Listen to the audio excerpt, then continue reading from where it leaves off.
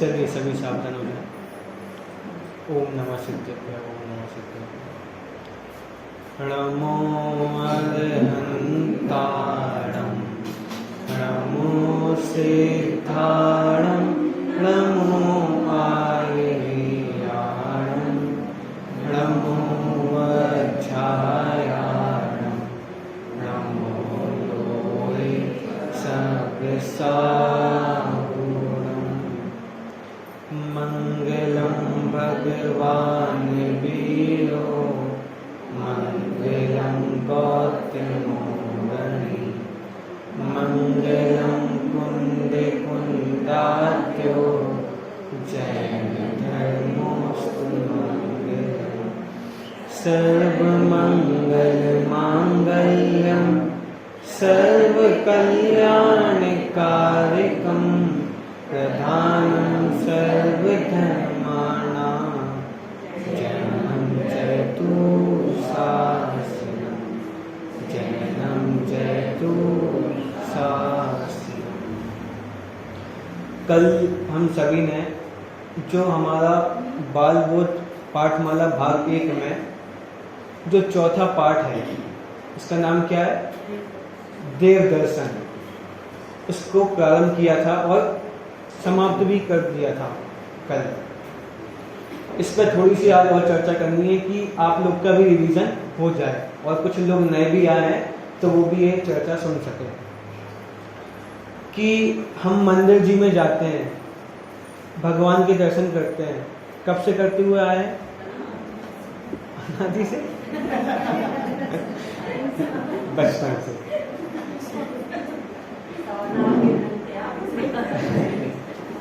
तो बचपन से भगवान के दर्शन करते हुए आए हैं, लेकिन क्या अभी तक हमने जो दर्शन किए भगवान के वो सही किए क्या? तो उसमें ये प्रोसेस बताई है कि भगवान के दर्शन कैसे किए जाते हैं। देव दर्शन की विधि इस पाठमाला में, इस पाठ में बताई गई है। तो जब हम सबसे पहले मंदिर में जाते हैं तो कैसे जाते हैं? कैसे जाते हैं?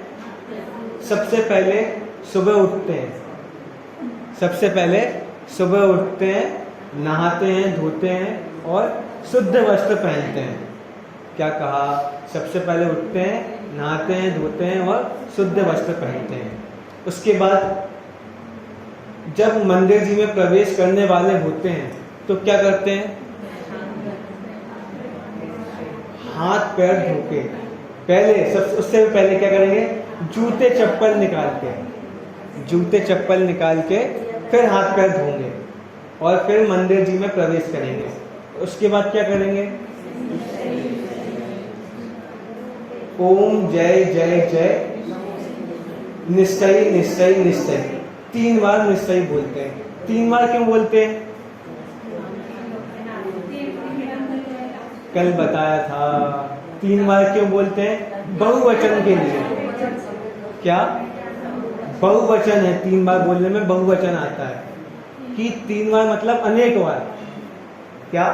3 बार मतलब अनेक बार। और 3 बार मतलब ये भी होता है कि हमारे रत्नत्रय की सिद्धि के लिए, हमारे मोक्ष मार्ग की सिद्धि के लिए हम ये 3 बार निश्चय निश्चय निश्चय, नमोस्तु नमोस्तु नमोस्तु और 3 बार भगवान की प्रदक्षिणा लगाते हैं, है ना।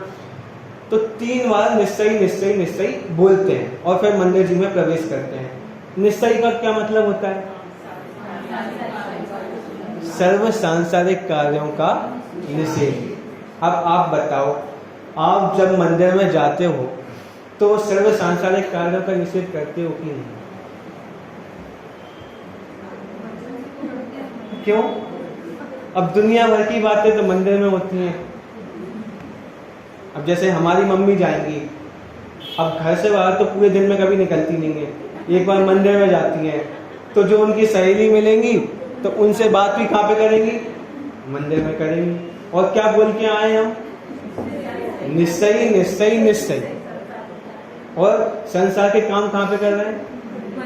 मंदिर जी में। और बोल के क्या है? निश्चय निश्चय निश्चय। तो हम बोल के ये आ रहे हैं और काम कुछ और कर रहे हैं, तो ये योग्य नहीं है। अब ऐसे ही विचारों में कुछ और चलता रहे और भगवान के दर्शन कर रहे हैं कि भगवान के सामने खड़े हैं, रमोकार मंत्र पढ़ रहे हैं और उतने में याद आई कि आज तो खाना बनाना है।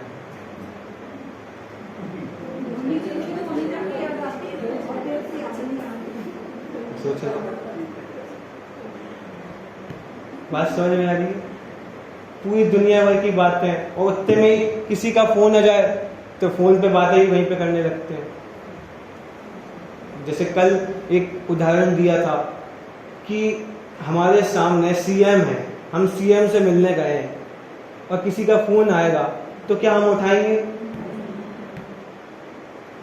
किसी का मैसेज आएगा तो हम वहां पे चेक करेंगे सीएम के सामने, और हमारे साथ 10 लोग होंगे, हमारे साथ हमारे साथी भी होंगे, तो क्या हम उसके सामने किसी से बात करेंगे? एकदम चुपचाप खड़े रहेंगे। और भगवान के सामने, भगवान तो छोटे हैं, कहाँ सीएम कहाँ भगवान। तो ऐसा क्यों होता है? क्योंकि अभी हमें भगवान का स्वरूप नहीं पता, भगवान की अभी महिमा नहीं है, तो ऐसे काम होते हैं। अब भगवान की महिमा होगी तो ये सब नहीं होगा। क्यों? क्योंकि हम 3 लोग के नाथ के सामने आए हैं, हम भगवान के सामने आए हैं, तो उनके सामने कैसा व्यवहार होगा? आप बताओ, आपके घर में कोई मेहमान आए, कोई बड़े पुरुष आपके घर में आए, तो आपका व्यवहार कैसे होगा? और फिर आप तो भगवान के घर पर जा रहे हो, मंदिर क्या है? भगवान का घर है, और अब आप तो भगवान के घर पर जा रहे हो, तो आपका व्यवहार कैसा होना चाहिए? तो निश्चय मतलब क्या? कि सर्व सांसारिक कार्यों का निषेध, कि वहां पे हमें इस दुनिया की खबर ना हो कि दुनिया में क्या चल रहा है, कुछ याद ना आए। हम भगवान के सामने खड़े हैं तो सिर्फ भगवान ही हमारे हैं, और कुछ नहीं दिख रहा, सिर्फ हमें भगवान ही दिख रहे हैं, उनकी बीच रास्ता ही दिख रही है और कुछ नहीं दिख रहा। चलिए, इतना जाना। अब उसके बाद निश्चय बोल दिया हमने 3 बार। उसके बाद क्या करना है कि अब जैसे ही भगवान के सामने आए, ओम जय जय जय नमोस्तु नमोस्तु नमोस्तु। नमोस्तु मतलब क्या होता है? नमस्कार है। किसको नमस्कार हो? कि जो हमारे सामने बैठे हुए हैं, जो हमारे सामने विराजमान है, उन भगवान को नमस्कार है। क्या कहा? कि जो हमारे सामने विराजमान है, उन भगवान को नमस्कार है। उसके बाद क्या करना है? उसके बाद रमोकार मंत्र आदि पाठ करना है, चत्तारी मंगल पाठ करना है। ठीक है? उसके बाद क्या करना है कि भगवान की स्तुति करते हुए 3 बार प्रदक्षिणा वेदी की लगानी है। 3 बार भगवान की परिक्रमा लगानी है। और कहां से लगानी है परिक्रमा? राइट साइड से कि लेफ्ट साइड से? क्यों लेफ्ट से क्यों लगाएंगे? क्योंकि जो पूजनीय होता है वो राइट साइड में होता है, जो पूजनीय होता है वो सीधे हाथ की तरफ होता है। क्या कहा? जो पूजनीय होता है वो कौन से हाथ की तरफ होता है? सीधे हाथ की तरफ होता है। उसके बाद इतना सब हमने कर लिया। अब क्या करें कि अब यहां पे तो लिखा कि 9 बार नमोकार मंत्र पढ़ते हुए कायोत्सर्ग करें। क्या कहा? 9 बार नमोकार मंत्र पढ़ते हुए कायोत्सर्ग करें। तो क्या कायोत्सर्ग और 9 बार नमोकार मंत्र अलग अलग है? क्या कायोत्सर्ग और 9 बार नमोकार मंत्र जो हम पढ़ते हैं क्या अलग अलग है? कि उनने ऐसा लिखा कि 9 बार नमोकार मंत्र पढ़ते हुए कायोत्सर्ग करना चाहिए। दोनों चीजें अलग अलग हैं। क्या? नमोकार मंत्र पढ़ना और कायोत्सर्ग करना, दोनों चीजें क्या है? अलग अलग हैं। 9 बार नमोकार मंत्र तो ये है कि हम 9 बार नमोकार मंत्र पढ़ रहे हैं, और कायोत्सर्ग करना ये है कि हम काया पर उत्सर्ग कर रहे हैं। क्या? कि हम काया पर उत्सर्ग कर रहे हैं। मतलब क्या? कि हम शरीर से ममत्व का त्याग कर रहे हैं। क्या हम शरीर से ममत्व का त्याग कर रहे हैं कि ये शरीर मेरा नहीं है, ये शरीर मेरा नहीं है। मेरा क्या है कि ये आत्मा मेरा है, मैं आत्मा हूँ, मैं शरीर नहीं हूँ। ये कहलाता है कायोत्सर्ग। और हम कायोत्सर्ग क्या मानते हैं कि 9 वार्णों का मंत्र पढ़ लो तो कायोत्सर्ग हो गया। तो ये कायोत्सर्ग नहीं है। कायोत्सर्ग क्या है कि शरीर से ममत्व का त्याग होना, कि ये शरीर मेरा नहीं है, ये कहलाता है कायोत्सर्ग। अब उसके बाद क्या करना चाहिए मंदिर में? हाँ, कि अब इसमें लिखा कि आधा घंटा में शास्त्र पढ़ने चाहिए, आधा घंटा में स्वाध्याय करना चाहिए। और अगर हमें पढ़ना नहीं आता, हम इतना नहीं जानते, हमें जिनवाणी पढ़ के समझ में नहीं आती, तो अगर मंदिर जी में प्रवचन चल रहा हो, स्वाध्याय चल रही हो, तो उसको सुनना चाहिए।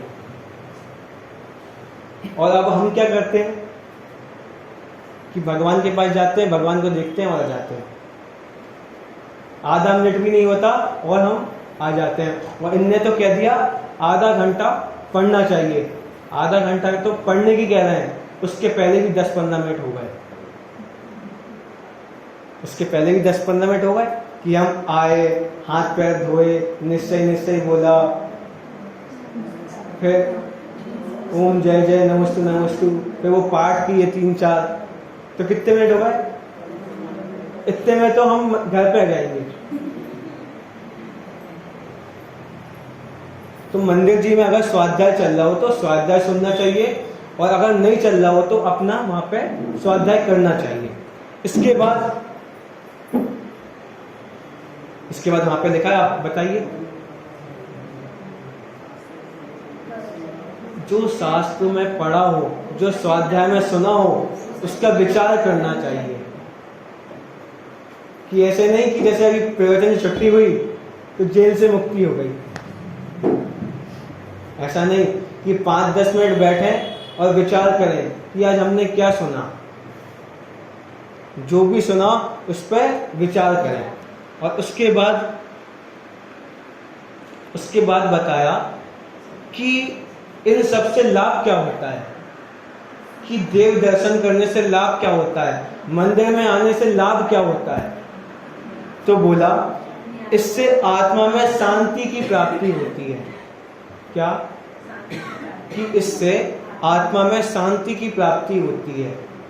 कि आप जब भी कभी मंदिर में जाते हो तो एक आपको शांति का अनुभव होता है, खोटे भाव नहीं आते आपको, आप विषय कषायों से नहीं जुड़ते, तो आपको शांति का अनुभव वहां पे मंदिर में होता है। और क्या? परिणामों में निर्मलता आती है। क्या? परिणामों में निर्मलता आती है। मंदिर में आत्मा की चर्चा होती है। क्या? ये स्वाध्याय में आप क्या सुनोगे, प्रवचन में आप क्या सुनोगे? इस आत्मा की तो बात सुनोगे। आगे, अतः यदि हम आत्मा को समझकर उसमें लीन हो जावें तो परमात्मा बन सकते हैं। अगर हम भी अपनी आत्मा को समझें, अपनी आत्मा को जानें और उसमें लीन हो जावें तो हम भी भगवान के जैसा बन सकते हैं। जैसे भगवान हो गए वैसे हम भी हो सकते हैं। इस प्रकार कल हमने इतनी चर्चा की थी। आज हमें हमारा 5वां पाठ क्या है? जीव और अजीव, उसको प्रारंभ करना है। चलिए प्रारंभ करते हैं। यहाँ पे भी 2 का संवाद है, जैसे पहले 2 का संवाद था। पहले संवाद में कौन कौन थे? जिनेश और दिनेश। अब इसमें है हीरालाल और ज्ञानचंद। कौन कौन है? हीरालाल और ज्ञानचंद। चलिए पहले हीरालाल क्या कहता है सुनिए।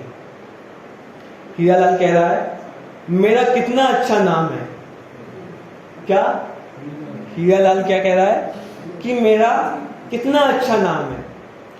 तो ज्ञानचंद ने क्या कहा वो सुनिए।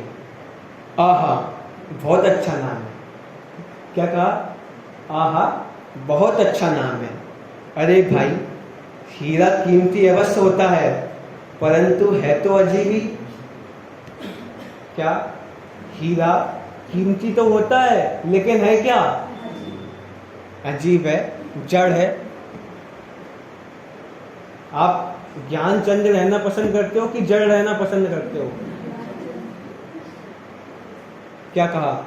आप ज्ञानचंद रहना पसंद करते हो कि जड़ रहना पसंद करते हो? ज्ञानचंद। अब हमें ऐसे ऐसे विचार भी आते हैं कि ये चीज हमें जानने में ना आए, इसको हम जाने ना, कि ये गंदी चीज झलक रही है हमारे ज्ञान में ना आए। तो बताओ इससे बंद क्या होता है? आप पेड़ पौधे जो एक इंद्रिय अवस्था इससे प्राप्त होती है, अब वो चीजें कभी आपके जानने में नहीं आएंगी। क्यों? क्योंकि जो एक इंद्रिय जीव होता है, जो निगोदिया जीव होता है, वो अक्षर के अनंत विभाग मात्र जितना जानता है। तो क्यों जानता है इतना कम? क्योंकि उसने पहले ऐसा बंद किया था कि मेरे ज्ञान में ये चीज ना आए, मुझे जानने में ना आए। अब कुछ जानने में नहीं आएगा, अब आप जान नहीं पाओगे। मतलब वो एक ऐसी अवस्था हो गई कि जड़ ही हो गई। दुनिया भर वाले पेड़ को क्या समझते हैं? ये पृथ्वी कारक जीव है, इसको क्या समझते हैं? जड़ ही समझते हैं। तो ये जड़ क्यों हो गया? क्योंकि वो ज्ञान की महिमा नहीं की कि मैं ना जान पाऊं, ऐसा बंद किया तो ये पेड़ पौधे बने, तो ये पृथ्वी कायक हो गया, तो ये अग्नि कायक हो गया। अग्नि को कौन जीव मानता है? ये पृथ्वी को कौन जीव मानता है? जल को कौन जीव मानता है? कोई नहीं। हवा को कौन जीव मानता है? तो ये इतने क्यों ऐसे हो गए ये लोग? क्योंकि ऐसा बंद किया कि मेरे ज्ञान में ये सब ना आ पाए, मैं जान ना पाऊं। तो कभी ऐसा विचार नहीं करना चाहिए कि ये हमारे ज्ञान में ना आए, ये हमारे जानने में ना आए। क्यों? क्योंकि आपको कभी केवल ज्ञान नहीं हो पाएगा। आप केवल ज्ञान की विराधना कर रहे हो। क्यों? क्योंकि केवल ज्ञान में तो सब कुछ झलकने वाला है। केवल ज्ञान में तो सब कुछ झलकने वाला है। तो फिर आप वहां पे कैसे जानोगे? फिर वहां पे भी ऐसा कहोगे क्या कि ये हमारे जानने में ना आए? सिद्ध भगवान ऐसा कहते होंगे कि ये हमारे जानने में ना आए? ऐसा नहीं होता कि अगर जिसको केवल ज्ञान चाहिए है तो कभी ऐसा विचार मत लेके आना कि ये हमारे जानने में ना आए, ये खोटे विचार हमारे जानने में ना आए। कि जो भी कुछ गंदा दिखे वो हमारे जानने में ना आए। कि जगत में कुछ गंदा नहीं होता। क्या? जगत में कुछ गंदा नहीं होता। हम अपने इष्ट अनिष्ट की कल्पना से गंदा मानते हैं, अच्छा मानते हैं। क्या कहा? कि हम अपनी कल्पना से उसे गंदा अच्छा मानते हैं। कुछ गंदा अच्छा नहीं होता जगत में। जिस गंदगी को, जिस पॉटी को आप गंदा समझते हो, उसको सुअर आदि खाते हैं, उसको वो अच्छा समझते हैं। अगर गंदी होती तो उनके लिए भी गंदी होती। अगर वो चीज गंदी होती तो उनके लिए भी गंदी होती, लेकिन ऐसा नहीं है। बात समझ में आई? तो जगत में कोई अच्छा बुरा नहीं है। चलिए आगे। आखिर क्या तुम जीव चेतन से अजीब बनना पसंद करते हो? किसने बोला? ज्ञानचंद ने हीरालाल से। क्या बोला? कि तुम ज्ञान अचेतन से चेतन से अचेतन बनना पसंद करते हो। तो उसने क्या बोला? हीरालाल, अरे भाई ये जीव अजीब क्या है? ये जीव अजीब क्या है? तो ज्ञानचंद बोलता है, जीव नहीं जानते तुम? जीव ही तो हो। तुम क्या हो? जीव ही तो हो। जो ज्ञाता दृष्टा है वही जीव है। क्या? कि जो ज्ञाता दृष्टा है वह क्या है? जीव है। ज्ञाता दृष्टा मतलब जानना, देखना। ज्ञाता मतलब जानना, दृष्टा मतलब देखना। कि जो ज्ञाता दृष्टा है वह क्या है? जीव है। जो जानता है, जिसमें ज्ञान है, वही जीव है। तो जीव किसे कहते हैं? जिसमें जानने देखने की शक्ति पाई जाती है। जो जानता देखता है वह क्या है? वह जीव है। हीरालाल, और अजीब कि जिसमें ज्ञान नहीं है, जो जान नहीं सकता, वही अजीब है। क्या कहा? कि जिसमें ज्ञान नहीं है, जो जान नहीं सकता, वह क्या कहलाता है? अजीब कहलाता है। जैसे हम तुम जानते हैं, अतः जीव है। हम तुम मतलब क्या? कि हम जो जीव हैं, हम जो जीव हैं, हम जो आत्मा है, वह क्या है? जीव है। कि जो जानते हैं वह क्या कहलाते हैं? जीव कहलाते हैं। हीरा, सोना, चांदी, टेबल, कुर्सी जानते नहीं है, अतः क्या है? अजीब है। कि जो आत्मा है, जो जानती देखती है, वह सब क्या है? जीव है। और जो जानता देखता नहीं है, वो क्या है?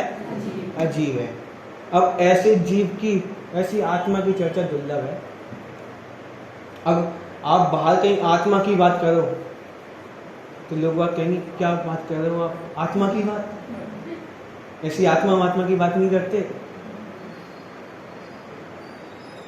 संजीव जी गोधा है, मतलब थे, तो वो एक घटना सुनाते थे कि एक वो ट्रेन में कहीं जा रहे होंगे, तो उनके साथ कोई साधर्मी होगा, तो वो आत्मा की बात कर रहे थे,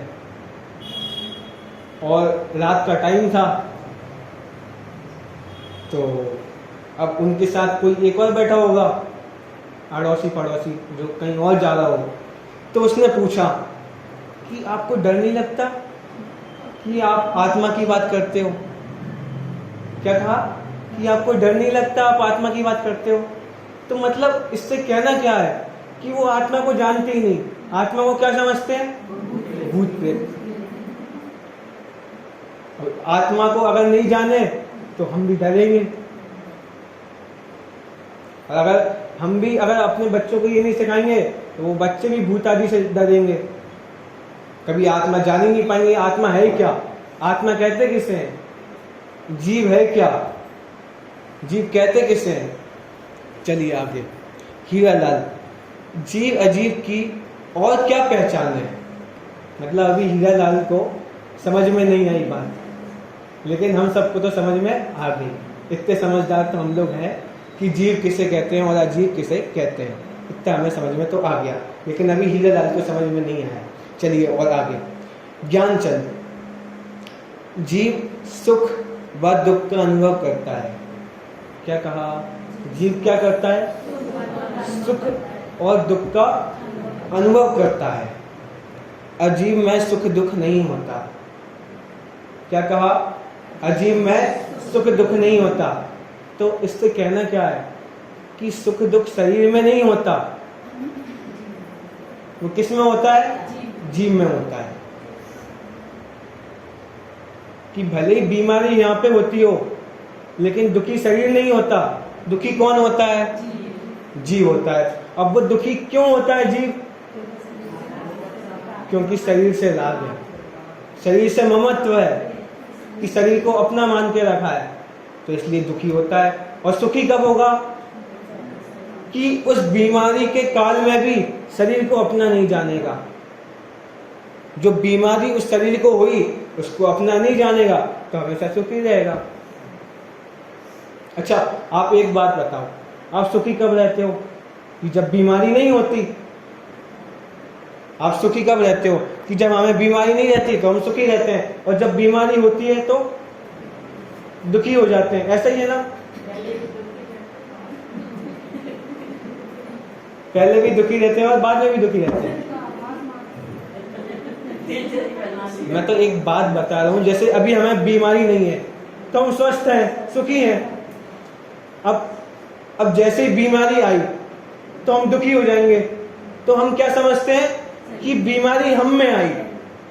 अब ये हम समझेंगे कि बीमारी कभी हम में नहीं आती, तो कैसे रहेंगे? हमेशा सुखी रहेंगे। क्या कहा कि ये जीव में कभी बीमारी नहीं आती। बीमारी कहाँ पे आती है? शरीर में आती है। तो अब हम शरीर को अपना समझते थे तो दुखी होते थे, अब हम शरीर को अपना नहीं समझेंगे तो सुखी रहेंगे। तो सुखी होना है तो क्या करना है? शरीर को अपना नहीं समझना। चलिए आगे, हम तुम सुख दुख का अनुभव करते हैं अतः जीव हैं, टेबल कुर्सी सुख दुख का अनुभव नहीं करते अतः अजीव हैं। तो मतलब क्या कि बीमारी से शरीर दुखी सुखी नहीं होता, बीमारी से शरीर दुखी सुखी नहीं होता, जीव होता है। अब जीव भी सुखी दुखी क्यों होता है? क्योंकि अगर अपना मानेगा तो दुखी होगा और अपना नहीं मानेगा तो सुखी रहेगा। तो अपना मानने की देरी है। अगर अपना मानेंगे तो दुखी रहेंगे और अपना नहीं मानेंगे तो सुखी रहेंगे। अब हीरालाल आगे क्या कहता है? आंखें देखती हैं, कान सुनते हैं, शरीर में सुख दुख होता है, तो अपना शरीर तो है, अपना शरीर तो जीव है ना। क्या कहा कि आंखें देखती हैं, सुनती हैं, कान सुनते हैं और शरीर में सुख दुख होता है, तो शरीर क्या हुआ? जीव हुआ। क्या ऐसा ही है क्या? आंख देखती है क्या? क्यों? आंख क्यों नहीं दिखती? क्योंकि आंखें अगर देखें तो मुर्दा भी देख लेगा। क्या कहा? आंखें अगर देखें तो मुर्दा भी देख लेगा। लेकिन ऐसा होता है क्या? नहीं होता। चलिए आगे, तो ज्ञानचंद क्या कह रहा है? नहीं भाई, आंख थोड़ी देखती हैं, कान थोड़ी सुनते हैं, देखने सुनने वाला इनसे अलग कोई जीव आत्मा है। क्या? कि देखने सुनने वाला शरीर से अलग कोई आत्मा है, जीव है। यदि आंख देखे और कान सुने तो मुर्दे मरा शरीर को भी देखना सुनना चाहिए। क्या कहा कि जैसे ही एक शरीर में से आत्मा गई तब भी वो देखे सुने, तब भी वो देख ले सुन ले। लेकिन ऐसा होता है क्या? ऐसा नहीं होता।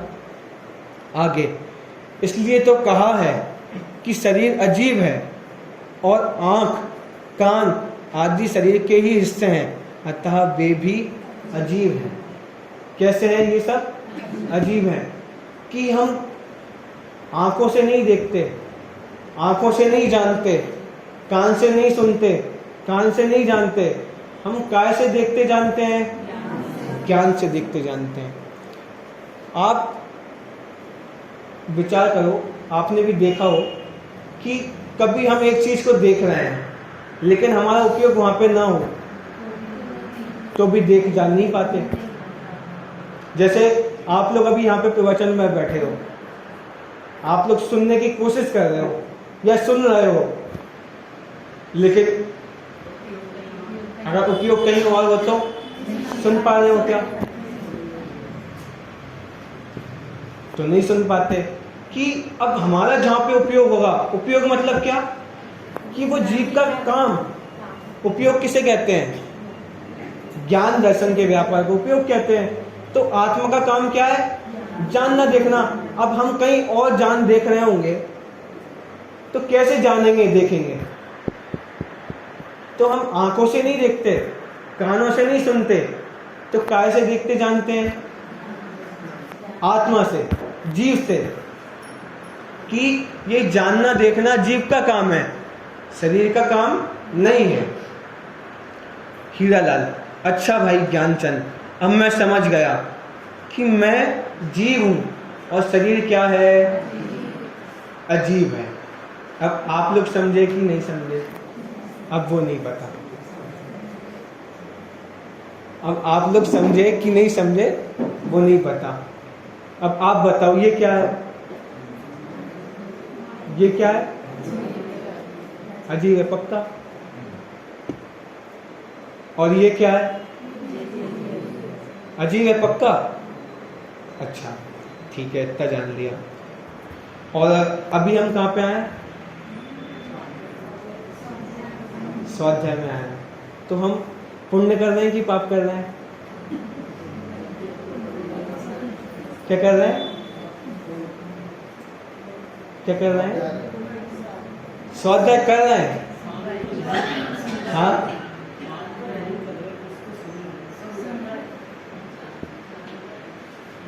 हाँ, कि अभी भी हम स्वाध्याय के काल में भी जान ही रहे हैं, हम पुण्य पाप नहीं कर रहे, हम भगवान के दर्शन भी कर रहे हैं, तो क्या कर रहे हैं? सिर्फ जान रहे हैं, हम पुण्य पाप नहीं कर रहे।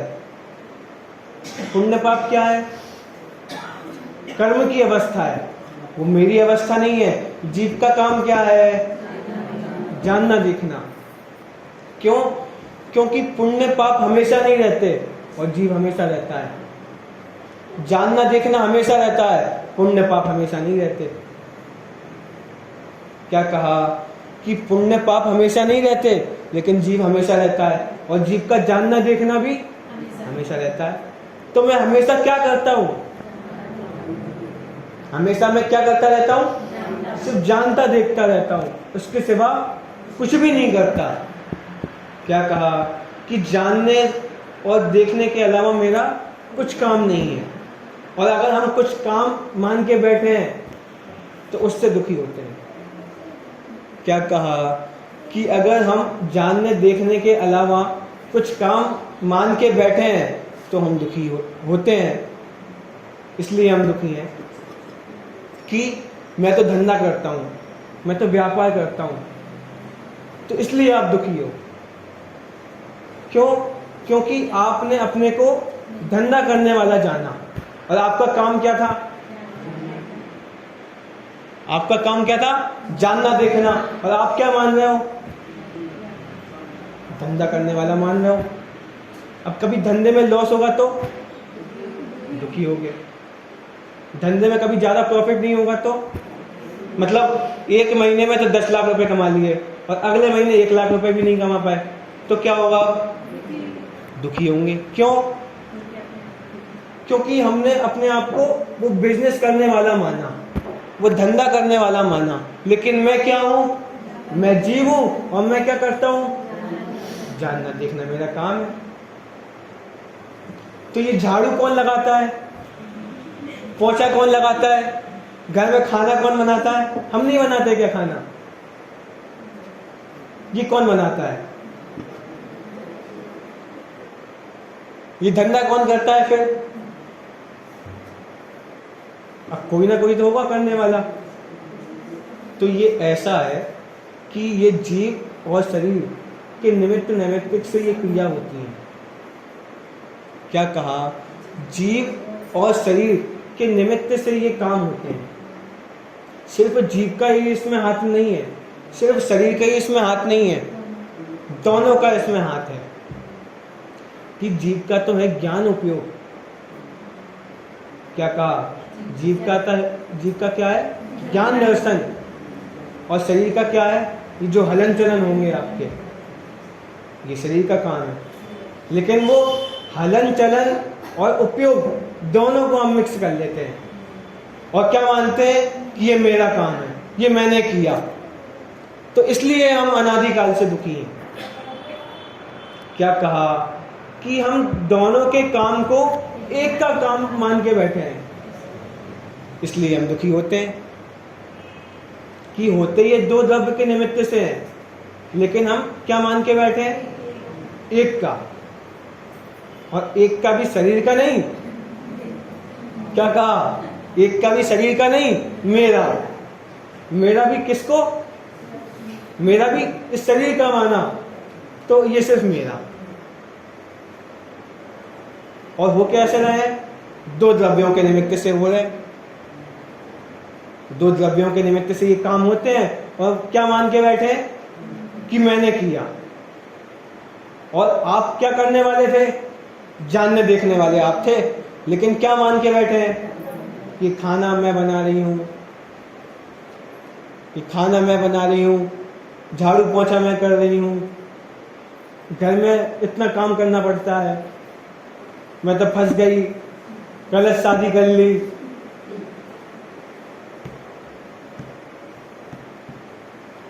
और ये ऐसे पुरुष मानते हैं कि इतना धंधा पानी में लगे रहते हैं दिन भर, हमसे अच्छे तो वो मुनिराज बढ़िया, कुछ करना ही नहीं है, बैठे हैं बढ़िया। तो दुखी क्यों है? क्योंकि उस काम को अपना मान के बैठे हैं। और सुखी कब रहेंगे? ये मेरा काम नहीं है। हाँ, वो काम सारे चलेंगे। क्या कहा कि जो गृहस्थी है सारी वो चलेगी, लेकिन उसमें बुद्धि क्या होगी, उसमें निर्णय क्या होगा कि ये मेरा काम नहीं है, मैं इस काम का कर्ता नहीं हूं। मैं क्या हूं? मैं जीव हूं, और मेरा काम क्या है? जानना देखना। तो अब हम दुखी नहीं होंगे। अब काम बिगड़ जाएगा तो भी दुखी नहीं होंगे, और काम अच्छा होगा तो भी मान कसा नहीं होगी। क्या कहा कि जब काम बिगड़ जाएगा तो दीनता नहीं आएगी कि मैं कुछ कर नहीं पाती, मेरे से तो हमेशा ही ऐसा ही होता है, हमेशा हर काम बिगड़ जाता है, तो कभी ऐसी दीनता नहीं होगी। क्यों? क्योंकि मैं तो काम करने वाली नहीं, मैं तो काम करने वाला नहीं। और काम अच्छा होगा तो कभी मान कसाई नहीं होगी कि ये मैंने किया, मैं हमेशा जहाँ पर जाता हूँ तो अच्छा काम होता है, तो कभी ऐसी मान कसाई भी नहीं होगी। तो ये परमय कर्तापन होने से ये मान कसाई होते हैं, एक दीनता वाला और एक अहंकार वाला, ये मैंने किया। तो ऐसा कब होता है कि जब हम पर को कर्ता अपना मानते हैं, लेकिन पर के कर्ता हम है ही नहीं, इन क्रियाओं के कर्ता हम है ही नहीं। हम क्या करते रहते हैं कि सिर्फ हम जानते रहते हैं और सदा जानते रहते हैं। क्या कहा? सदा जानते रहते हैं। चलिए आगे कि अच्छा भाई ज्ञानचंद, अब मैं समझ गया कि मैं जीव हूं और शरीर क्या है? अजीब है। आगे, मुझ में ज्ञान है और शरीर में ज्ञान नहीं है। मैं जानता हूं और शरीर कुछ जानता नहीं है। ज्ञानचंद, समझ गए तो बताओ, हाथी जीव है या अजीब? क्या कहा? हाथी जीव है कि अजीब है? हाथी जीव है कि अजीब है? अब चलिए हीरालाल क्या कह रहा है। जैसे अब हीरालाल तो समझ गया, बता रहा है हीरालाल, उत्तर दे रहा है हीरालाल। जैसे हमारा शरीर अजीब है, क्या कहा कि इस मनुष्य गति में जब हम हैं, अभी हैं, तो हमारा शरीर कैसा है? अजीब है। वैसे ही हाथी आदि सब जीवों का शरीर भी क्या है? अजीब है, पर उनकी आत्मा तो जीव ही है। महावीर भगवान ने कब सम्यक दर्शन लिया था?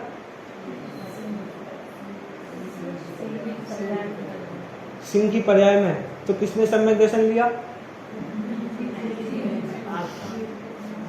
जीव ने कि शेर ने? सम्यक दर्शन किसने लिया? जीव ने कि शेर ने? लेकिन शेर ने लिया, ऐसे चलता रहता है। और फिर हमें दीनता आती है कि वो शेर ले गया सम्यक दर्शन, अब हम तो इतनी मनुष्य गति में हैं, हम सम्यक दर्शन नहीं ले पा रहे, तो इसलिए सम्यक दर्शन नहीं ले पा रहे। क्यों? क्योंकि तुम अभी भी शेर को शेर जान रहे हो, जीव नहीं जान रहे। शेर को शेर देख रहे हो, शेर को जीव नहीं देख रहे। शेर को वो मांस खाने वाला देख रहे हो कि वो तो शेर मांस खाते हुए भी सम्यक दर्शन ले गया, और हम तो अटपैरे घी का खाना खाते हैं, छना पानी से हुआ खाना खाते हैं, तब भी सम्यक दर्शन नहीं ले पा रहे। तो क्यों नहीं ले पा रहे सम्यक दर्शन? क्योंकि अभी भी हम खाना खाते हैं ऐसा जानते हैं। क्या कहा कि हम खाना खाते हैं ऐसा जानते हैं, लेकिन खाना कौन खाता है? शरीर खाता है। भोजन कहाँ पे जाता है? शरीर में जाता है। और मानते क्या है कि खाना मैं खाता हूं। तो इसलिए हम सम्यक दृष्टि नहीं हुए, इसलिए हम सम्यक दर्शन नहीं ले पाए। और शेर ने ले लिया। क्यों? क्योंकि शेर ने अपने को शेर नहीं देखा। क्या देखा? जीव देखा। और अब भी हम शेर को शेर देखते हैं, जीव नहीं देखते। इसलिए हम सम्यक दर्शन ले नहीं पा रहे। बात समझ में आई? तो शेर क्या है? जीव है। शेर का शरीर क्या है? अजीव है। और जो वहां पे आत्मा है वो क्या है? जीव है। ऐसे ही जैसे हमारा शरीर अजीब है, वैसे ही हाथी आदि सब जीवों का शरीर भी क्या है? अजीब है, पर उनकी आत्मा तो जीव ही है। क्या है? जीव ही है। यह समझ तो लिया, पर इसके जानने से लाभ क्या है ये भी तो बताओ। कि हमने ये जान लिया कि जीव मैं हूं और ये शरीर क्या है? अजीब है। हमने ये जान लिया, तो इसके जानने से लाभ क्या है? तो देखो ज्ञानचंद क्या कह रहा है। इसको जाने बिना आत्मा की सच्ची पहचान नहीं हो सकती। क्या कहा? कि जीव और अजीब को जाने बिना आत्मा की सच्ची पहचान नहीं हो सकती। कि आत्मा क्या है, कि आत्मा कैसा है, कि आत्मा क्या करता है, इसको जाने बिना ऐसा हम नहीं जान सकते। कि लेकिन अब हमने ये सब जाना, तो आत्मा क्या करता है? जानता दिखता है। आत्मा क्या है? जीव है। तो आत्मा रोटी बनाता है क्या? आत्मा खाता है क्या? आत्मा खेलता है क्या? नहीं। तो आत्मा का काम क्या है? हमेशा जानना देखना कि सिर्फ अभी जानना देखना? हमेशा है। क्या कहा? कि आत्मा हमेशा जानता देखता रहता है, उसके सिवा कुछ भी नहीं करता। क्या? कि आत्मा जानने देखने के अलावा कुछ काम नहीं करता, सिर्फ क्या करता रहता है? जानता देखता रहता है। वो पेड़ भी क्या कर रहा है? जान रहा है, देख रहा है। वो चींटी का शरीर चींटी का जीव क्या कर रहा है? जान रहा है, देख रहा है। और सिद्ध भगवान क्या कर रहे हैं? तो जीवों का काम क्या हुआ? जानना देखना। लेकिन अब हम दुखी क्यों हुए? क्योंकि हमने अपना काम नहीं जाना। क्या कहा? हमने अपना काम नहीं जाना, तो इसलिए दुखी हुए। अब जैसे एक स्कूल में एक टीचर है, उसका काम है मैथ से पढ़ाना। अब वो लेकिन मैथ से ना पढ़ाए और सब्जेक्ट पढ़ाए, तो क्या होगा? उसका काम चल पाएगा क्या? उसको सैलरी मिलेगी क्या? नहीं मिलेगी। तो उसका काम क्या है? मैथ्स पढ़ाना। ऐसे ही हमारा काम क्या है? जानना देखना। उसके अलावा हमारा कोई काम नहीं है। चलिए आगे। इसको जाने बिना आत्मा की सच्ची पहचान नहीं हो सकती, और आत्मा की पहचान बिना सच्चा सुख नहीं मिल सकता। क्या कहा? कि अगर हमें सुखी होना है तो आत्मा को जानना पड़ेगा, और अगर आत्मा को जानना है तो इस जीव और अजीब को जानना पड़ेगा। इनके काम जानने पड़ेंगे कि मेरा काम क्या है, इस शरीर का काम क्या है। अगर ये सब नहीं जानेंगे तो हम सुखी नहीं हो पाएंगे। आगे कि आत्मा की पहचान बिना सच्चा सुख नहीं मिल सकता, तथा हमें सुखी होना है, इसलिए इनका ज्ञान करना आवश्यक है। किसका ज्ञान करना? जीव अजीब का। किसका? जीव और अजीब का। कि मैं क्या हूँ? जीव हूँ, और ये शरीर क्या है? अजीब है। जीव अजीब का ज्ञान कर हम स्वयं भगवान बन सकते हैं। क्या? कि सिर्फ भगवान बनने का एक ही मार्ग है। कि किसको जानना है? जीव और अजीब को जानना है कि मैं क्या हूं और ये बाहर में ये सब क्या है। कि मैं क्या हूं और ये सब क्या है, तो इतना जान लेंगे तो हम भी भगवान बन जाएंगे। इस प्रकार अभी हमने चर्चा की, शेष चर्चा कल करेंगे।